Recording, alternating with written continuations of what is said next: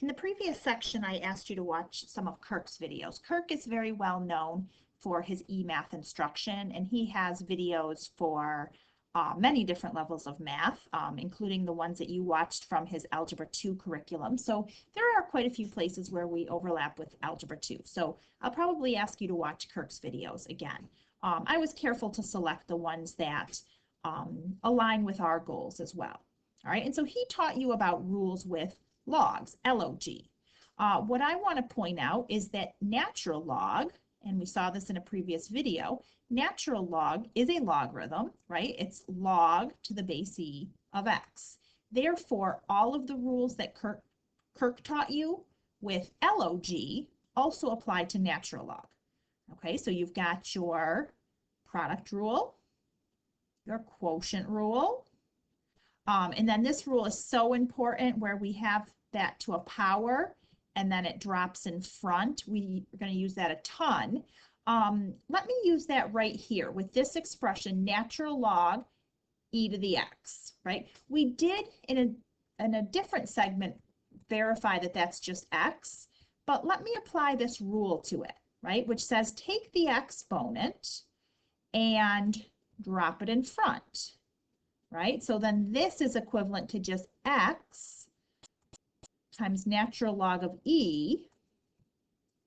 Well, this is telling us right here that natural log of e is 1. And you can verify that on your calculator, right? Select natural log of e to the, that's e to the first, right? Verify that on your calculator that that's 1. So this is 1, which means this is just x, all right? So that's another way to verify a property that we've actually been using already, okay? But we proved it one way. This is another way to establish that relationship. Another thing that's important is that natural log of 1 is 0, right? So take a look at the graph and remember that e to the x and natural log are inverses of one another, which means that I can reflect them through the line y equals x. And every exponential function, no matter what the base is, it goes through the 0.01, all right? Because no matter what base we have, anything to the 0 power is 1, all right? Which means then the 0.10 would have to lie on this curve, y equals natural log of x, all right? So then that tells me that natural log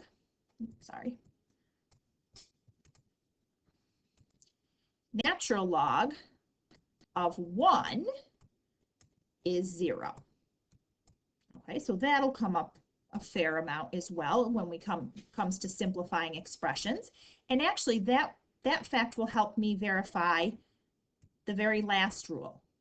Okay, the very last rule says that natural log of 1 over x, so say it was 1/2, natural log of 1/2 is equivalent to, and according to this rule, natural log of 1/2 would have to be equivalent to negative natural log of 2, right? According to that rule. So these two things should be equivalent. So let me apply some of the rules above to verify this. So I have a quotient. Let me use the quotient rule. So the quotient rule says I can separate that into the natural log, the difference of the natural log of 1 and the natural log of 2, right? But then a minute ago, I just said, well, natural log of 1 is just 0, all right? So I get 0 minus natural log of 2, which of course is in fact negative natural log of 2. And again, you could verify this on your calculator. Okay, test some of these values out if you're inclined. So first few exercises here, you did a bunch of these with Kirk, and except they were just with log instead of natural log. Okay, so for this one, I would start by recognizing I have a product in the numerator and a quotient, right? The whole thing is a quotient with a product in the numerator. All right, so I would apply first the product and the quotient rule kind of together in one step. All right, so this would become natural log a cubed plus natural log. I could write radical b, but I'm going to write b to the 1/2 so that I can use that power rule in a minute. And then minus, right, because this is a quotient, minus natural log of c to the 7th. Okay. Then I can use the power rule. All right, and that power rule is so important with simplifying these types of expressions. Okay, so that power drops in front every single time. Let me go to text box so I can write it faster. 3 natural log a plus 1/2 natural log b minus 7 natural log c. I'm hoping when you get better at these or get more comfortable with these that you could have done that all in one step, right? Instead of the 2 steps like I did here. All right, so the next section, I'm going to have you do some matching. So you're going to match A, B, C, and D with Roman numerals either 1 through 6. All right, so I'll do one of these with you. Natural log of 27. So what I want to recognize is what that would be as a base and a power. All right, 27, I have been emphasizing for a while to please know your perfect cubes, right? Know your perfect squares, know your perfect cubes, right? So 27 is 3 cubed.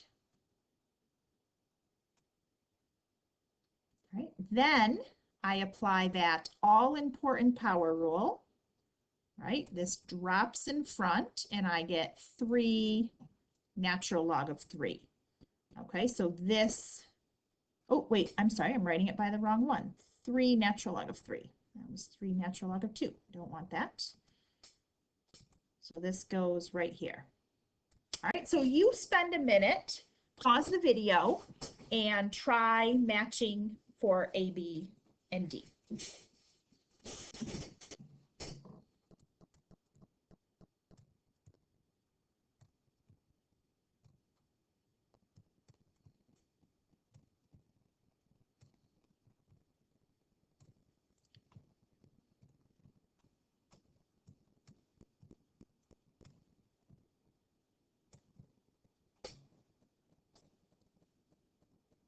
Okay, so A would be 2 natural log 5. B would be 3, so the 3 comes in front, 3 natural log 2. So that would match with Roman numeral 4. And then this one would be 4 natural log 10, so letter D.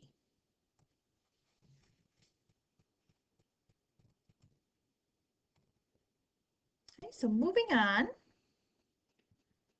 we're going to go backwards, right? This time I give you an expression that's been expanded and you go backwards, right? And write it as the logarithm of a single quantity. All right, so go in the other direction.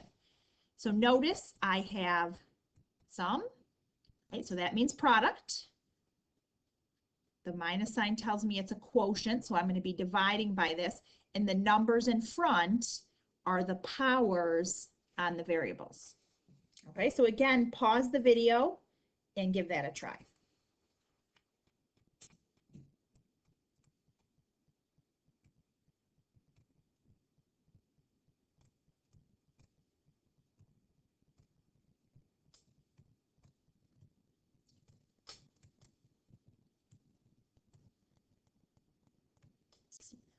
Let's see if I can do a good cubed root of z. If you wrote z to the 1/3, that's obviously fine as well.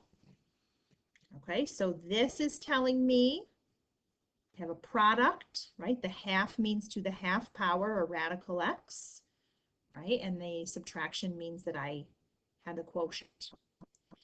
Now, one of the reasons that I can't use too much of Kirk's stuff is his goal is getting students ready for the Algebra 2 Regents. So most of the questions he was going over were like Algebra 2 Regents exam questions. All right, I need to get you ready for calculus. And in calculus, when you get expressions such as the ones you see here in A and B, if you have to apply the rules that you're going to learn in calculus, when you apply them to expressions that are this complicated, you get a horrible, awful, ugly mess. And what natural logs let you do, though, is simplify the expression. And then when you go to apply those rules that you're going to learn in calculus, they're actually really easy to apply once I write this in the form of natural log of something. All right, so you'll understand better next semester when you get there.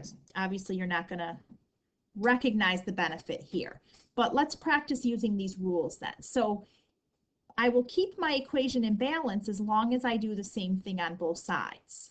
All right, so I'm going to take the natural log of both sides.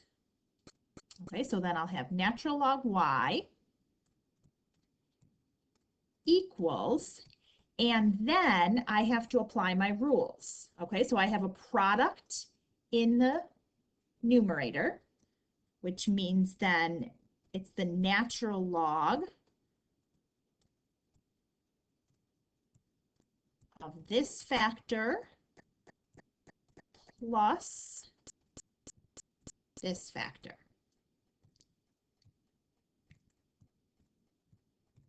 Okay, so that's my product rule for logarithms. And then the quotient, right? I represent that by subtracting. And then I have my 5x plus 2 to the third.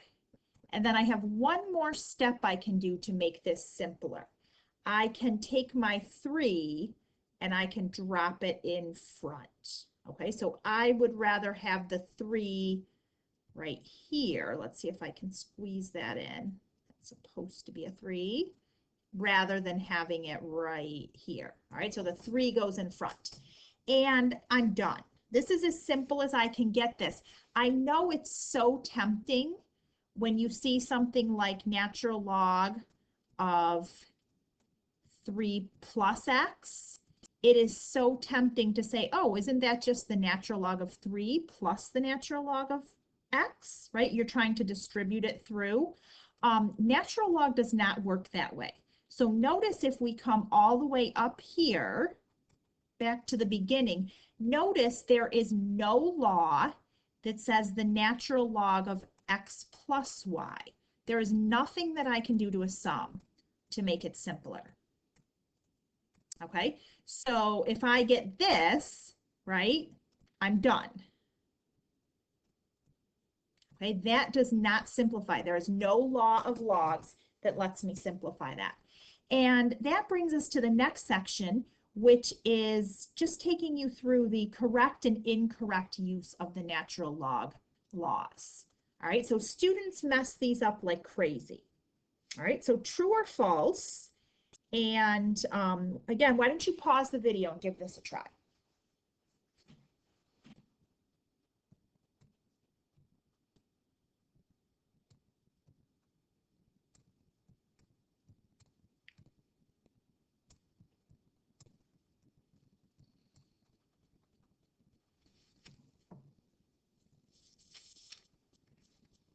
Okay, so if you're back, I hope you recognized that this is false.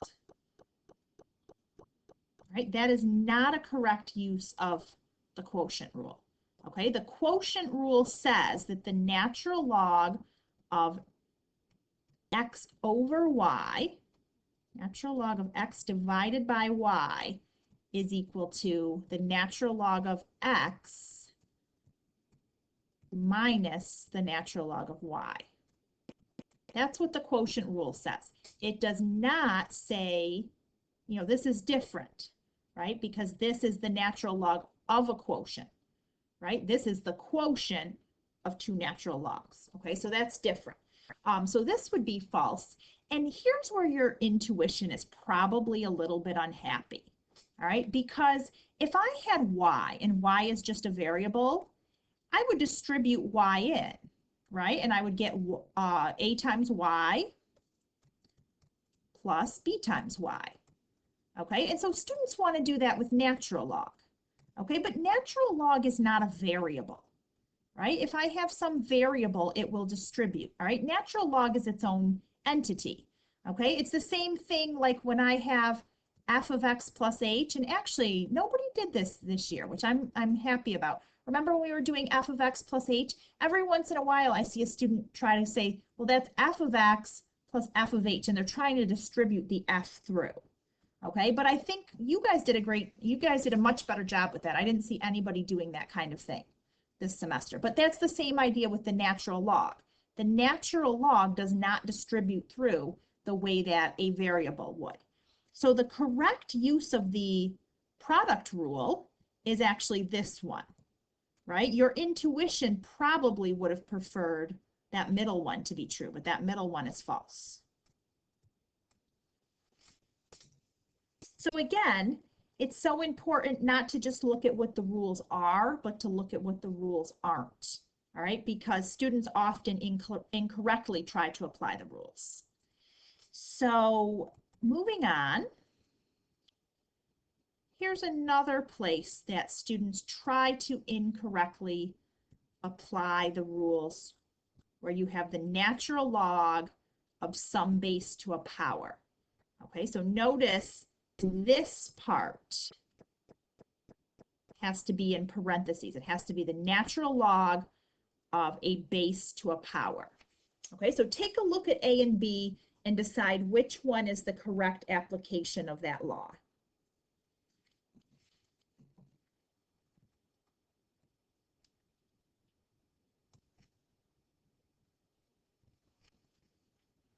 Okay, and it would be A, choice A.